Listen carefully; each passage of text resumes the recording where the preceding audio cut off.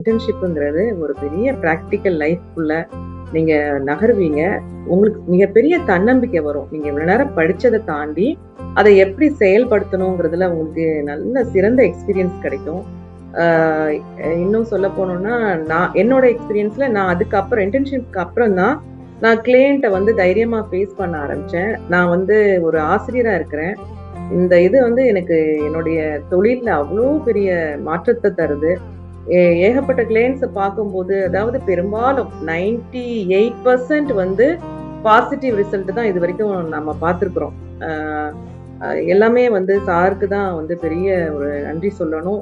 அ அவ்ளோ அற்புதமான தெரப்பி எல்லாம் கத்துக் குடுப்பாங்க. நம்ம முன்னாடியே செஞ்சு காமிப்பாங்க. ஸோ, அது அப்படியே நமக்குள்ள அந்த அப்படியே பதிஞ்சிடும்.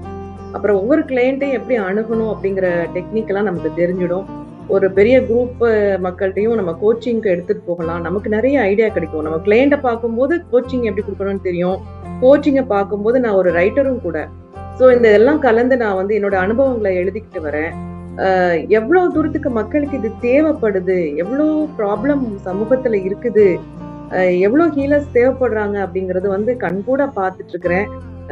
இது வந்து மருந்தினால சரி பண்ண முடியாத பல விஷயங்கள் உளவியலால சரி பண்ண முடியறத பார்க்கும்போது, அவ்ளோ அற்புதமா உண்மையிலே பெரிய விஷயமா இருக்குது.